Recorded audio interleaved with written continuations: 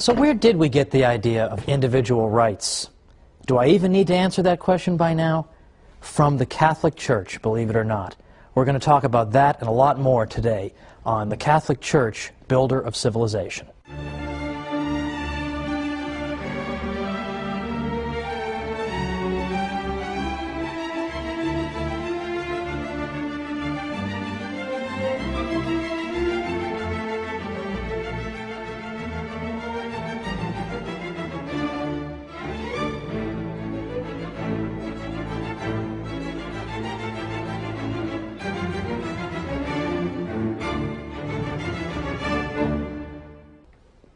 Welcome to the Catholic Church, Builder of Civilization.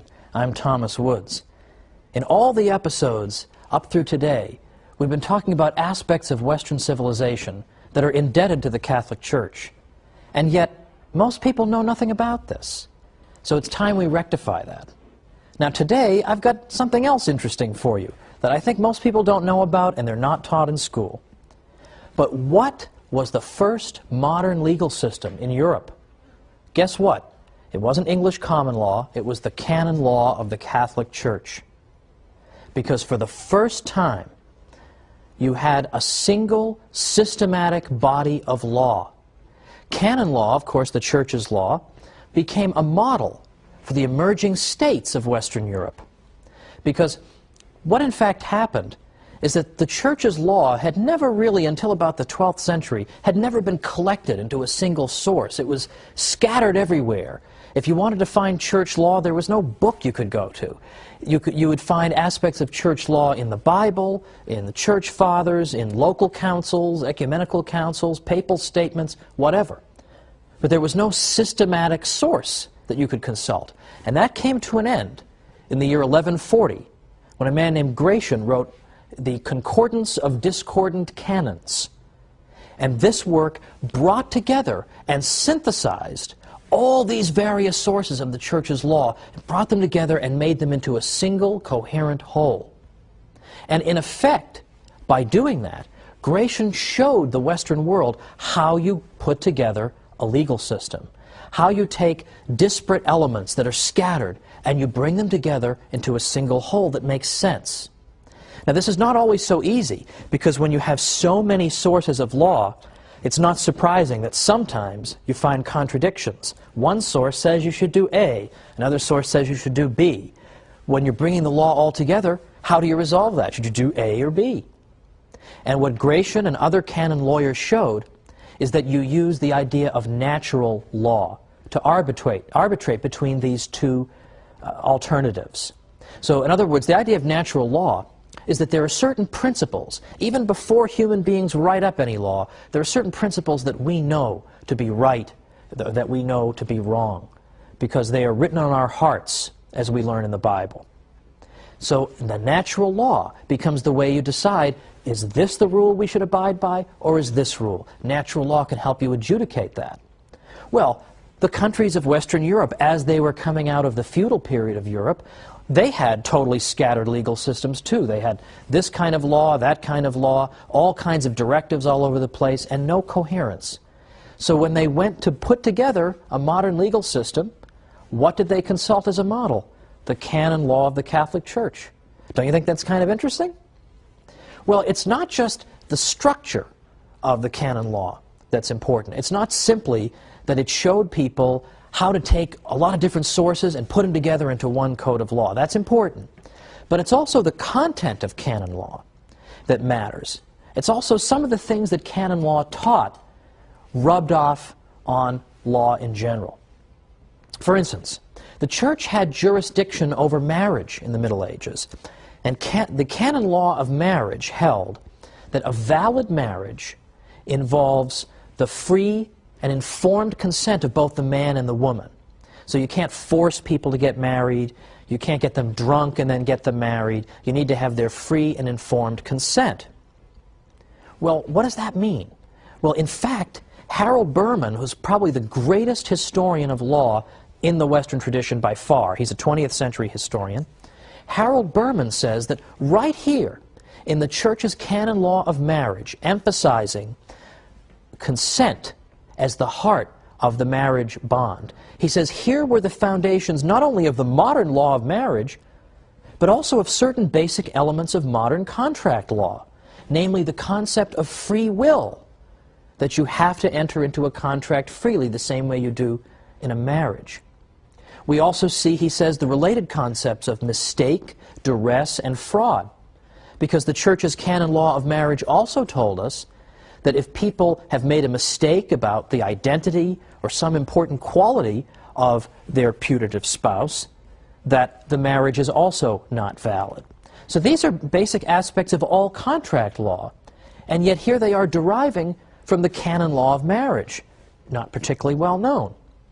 What's also important is that it was very common, the practice of what we might call infant marriage in Western Europe. This was a barbarian custom, and infant marriage, of course, is incompatible with the Church's canon law of marriage, because how can an infant give his consent to a marriage? So it was with the implementation of the canon law of marriage that the barbarian custom of infant marriage was abolished altogether.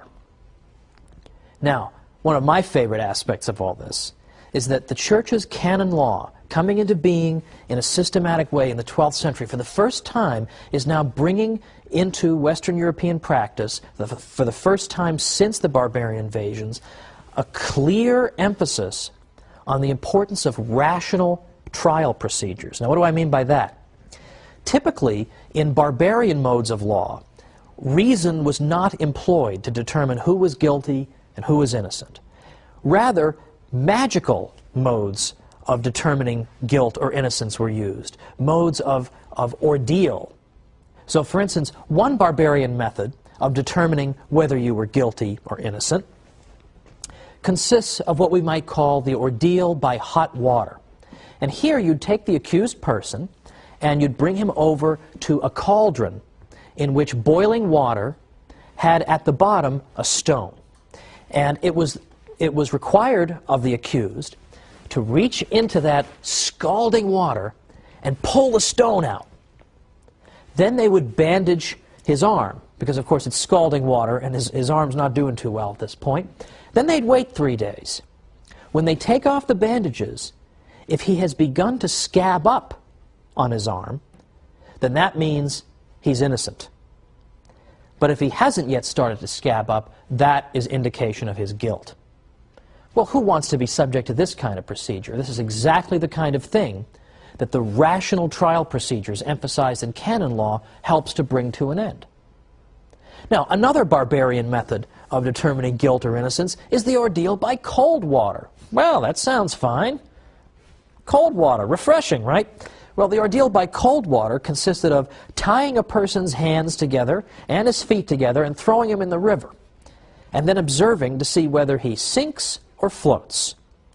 Now, in many versions of the ordeal by cold water, if you float, that is indication of your guilt. You might think that floating would mean you're pure, like ivory soap, you're 99.44% pure, but to the contrary, the thinking was that perhaps the divine principle in the water is trying to eject you by not allowing you to sink. So that's an indication of your guilt. Well, again, nobody would want to live under that system. And in fact, that system doesn't really tell us who's guilty, who's innocent. It just tries to end the dispute. Look, this is how it turned out for this guy. He floated. That's the end of it. Let's just stop the fight right here. Instead of pursuing justice, barbarian law simply tried to stop feuding and fighting by just coming up with some kind of an answer, even though it was a totally arbitrary answer, whether the guy floats, whether his arm scabs up. This is exactly what canon law was opposed to. So, canon law, the first modern legal system in Western Europe. But there's much more to be said about the Church's contributions here, because as long as we're speaking about law, we can speak about the concept of rights. That I have a right to life. I have a right to own property. I have a right to enter into a contract or enter into a marriage. I have the right to defend myself in a court of law. All these things are rights. Where does that idea of rights come from?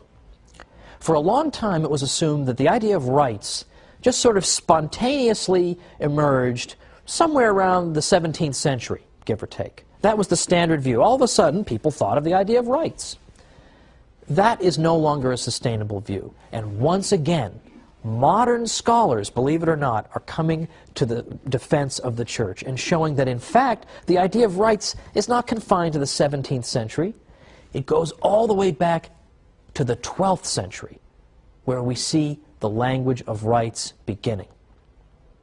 Now that's interesting, but before we get into that any further, I think I should address some, discomfort that Catholics may sometimes have with the concept of rights.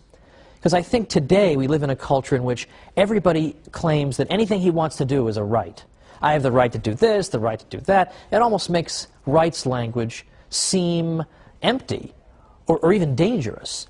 So I simply want to clarify, a right simply means that you possess a kind of immunity from invasion. If I have a right to life, it means that it would be wrong for you to invade my life violently. That's all that means. It's a kind of immunity I have against aggression. That, in effect, is what a right is. Now, what interests us particularly is the concept of natural rights. A natural right is a right that you have because you're a human being. By nature, you enjoy this right. So a natural right is not given to you by a government. It's something you possess by virtue of being a human being. And it's a good thing that natural rights are not given to you by government, because what governments give, governments can take away. So the concept of natural rights is what really matters. And the reason that the concept of natural rights can be born in the 12th century is that that was a culture in which the language of rights was already very prevalent. And so the concept of natural rights had fertile soil in which to grow. For example, in the late 11th century, popes and kings were having a war of words in the investiture controversy. Who's allowed to appoint and install bishops? Well, popes would speak about their rights, and kings would speak about their rights. Lords and vassals in feudal Europe, they have rights and obligations. Medieval towns had rights against the king. So, in fact, the concept of rights is embedded deeply in the 12th century. But what develops out of it is the concept of natural rights. Now, how is that different? The right I have as a pope to install bishops is not a natural right. Not all human beings have the right to install bishops. That's a right you have as a pope. A natural right is a right that everybody possesses by virtue of being human. But people who are constantly thinking about rights, the rights of the pope, the rights of the king, the rights of the lords, the rights of the vassals, the rights of the medieval town, well, these are people who are going to start thinking, aren't there just rights that human beings possess because they're human beings? And we start to see from about 1150 to 1300, this crucial period, is where we really begin to see the concept of natural rights blossom. So this came out of the heart of the church. This wasn't developed by the church's enemies. The church was way, way ahead of everybody on the concept of rights. But now let's take this idea and develop it even further, because we're going to be coming back from the break in a minute. We're going to talk more about why natural rights are so important and the church's role. So come on back and join me.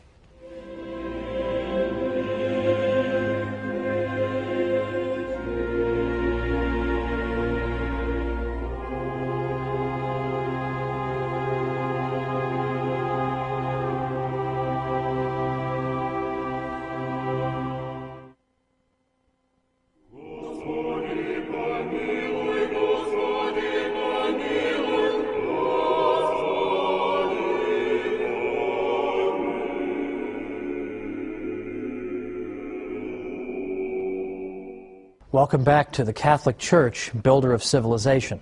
I'm Thomas Woods. Today we're talking about law and rights.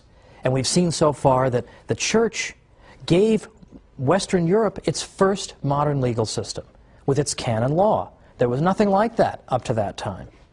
And then beyond that, it's the Church and her canon lawyers, her church lawyers, who begin to introduce the concept of natural rights, which means that human beings, simply because they are human beings, are endowed with certain rights. That is to say, they are endowed with certain immunities so that they cannot be invaded or aggressed against in these areas of their lives. Now, just before the break, I emphasized in particular the crucial period from about 1150 to 1300, when you begin to see church lawyers starting to think of all kinds of areas of life as possessing natural rights to them. For example, the right to property, the right to defend yourself in self-defense, and also to defend yourself in a court of law, and so on and on, much, much more as well. All these things were beginning to be viewed as natural rights that trumped the claims of governments. In fact, as recently as Pope Leo XIII's encyclical, Rerum Novarum, Pope Leo XIII said that the right to property is sacred and inviolable. And that, in effect, means that nobody's allowed to interfere with your enjoyment of your property. And then in other cases, we're talking about the enjoyment of your life or the enjoyment of other rights. But these are things that you enjoy because you're a human being, and that no government can take away. You have these things before government even comes along into the picture. Now, this is a very important idea. It's a central concept in Western civilization. And these are universal rights. They're not rights that are enjoyed just by European human beings, but by all human beings. And they're not rights that are enjoyed only by Catholics, members of the faithful in the state of grace, but these are rights that are enjoyed by all people, regardless of what faith they profess. Now, it's interesting to note that in the 13th century, there had really begun to develop a very exaggerated understanding of the Pope's authority. That it was argued that the Pope, because he was the vicar of Christ on earth, in effect owned everything. And individuals enjoyed their possessions only because he allowed them to. And in the 13th century, Pope Innocent IV specifically renounced this view and said no. He said ownership, possession, and jurisdiction can belong to non-Catholics as well. Because the original argument was that the Pope owns everything and he lets Catholics enjoy property, but he has the right to deprive others of property. And Pope Innocent IV said this is complete nonsense. Catholics and non-Catholics alike, regardless of what the Pope believes about them or wants to do, can own their own property, because all rational creatures were intended to have the right to property. So this concept of rights begins to develop over the centuries, beginning with 1150 to 1300, and it reaches its height and its culmination with people we call the late scholastics, people in the 16th and 17th centuries. And in particular, the scholastics who were teaching at Spanish universities, and I mentioned before the University of Salamanca, they taught that not only do Europeans and not only do Catholics have these rights, and not only do non-Europeans and non-Catholics have these rights, but also peoples we've never heard of before. The natives of the New World, we're just meeting for the first time. Those people have the same rights to property and rights to life and rights to self-government that we have in Europe. And that's an astonishing claim, because if you look at the history of the interaction of peoples who are different from each other, you don't really see a whole lot of examples of foreign people saying to each other, oh, you have the same rights I have, because we all have a rational nature and we're made in the image and likeness of God, and so we're all equal and we have natural rights. Of course you don't see that. You don't see that at all. But this is the liberating idea that the Catholic Church brings into the world, that people all enjoy these natural rights equally. Now, that's long before John Locke talks about natural rights. He's writing in the late 1600s. This is the 12th century. That's a major contribution by the Catholic Church. Well, finally for today, my last segment involves an aspect of Western law that has been almost completely forgotten, but that thanks to Harold Berman, whose book I earnestly recommend, Law and Revolution, it's been resurrected. And what Berman tells us in his book is that if you look at the history of Western law, it is deeply informed by religious conviction and belief and religious ideas. And he says that if you really want to understand Western law, you have to understand St. Anselm's doctrine of the atonement. Amazing. What does that mean? If I'm going to understand Western law, I have to understand St. Anselm's view of the atonement, of Christ on the cross, and what that all means. Well, as a matter of fact, you do. And I'd like to take the remaining minutes to explain that. First of all, What did St. Anselm, who, as you'll recall, lived until 1109, what did he have to say about the atonement? What on earth does that have to do with Western law and the law of crimes in the West? St. Anselm was interested to answer the question, why did God become man? It's a good question. Why did it happen? Why did God not simply reconcile the human race to himself from heaven, just sending down a declaration directly from heaven? Why does the God-man come into the world? And St. Anselm tried to answer the question in this way, just using rational principles. He said that when human beings introduced sin into the world, they in effect closed off paradise to themselves. Now, God had intended people to enjoy eternal blessedness, but yet they've introduced sin into the world, and so in a certain sense, we can, in some sense, say that we've frustrated God's intention. So how are we going to make this right? St. Anselm says we have violated God. We have in effect committed an injustice against God. The scales of justice are out of balance. The order of justice has been torn by our wrongdoing. And that needs to be repaired. And it can't be repaired by God just saying something to us from heaven. It has to be really repaired by somebody. We cannot go on. There can't be any healing, so to speak, until justice has been repaired. How is justice going to be repaired? Well, the human race could be punished, and that could repair the damage. But for the human race to be punished enough to make good what has been done to God, the human race would have to be punished to an unbelievable degree to satisfy God's justice. It's not even clear we could do it. But even if we could somehow satisfy the demands of justice, the fact is that whatever punishment it would take to us to make good what's been wrong, the wrong that's been done to God, whatever punishment it would take would probably also deprive us of eternal blessedness. So God's intention would be frustrated again. So Anselm says, look, justice itself, justice in the abstract, has been assaulted by sin. How are we going to fix that? God could fix it by declaring it fixed, but he shouldn't have to do that. Satisfaction should be made to him. Now, human beings should make satisfaction to God, but they can't. They can't offer him enough that would satisfy such a devastating demolition, in effect, of the demands of justice. So what, in fact, has to happen for this ever to be healed? There has to be a God-man whose sacrifice can be punishment enough to, in effect, heal the rupture of justice. So that is, in effect, in a real nutshell, what St. Anselm has to say about the atonement. He's saying that when wrongdoing occurs, the only way we can make good on it is if there is some punishment meted out that is proportionate to the offense. Now, in the case of sin, the offense is infinite, and the one offended is infinite.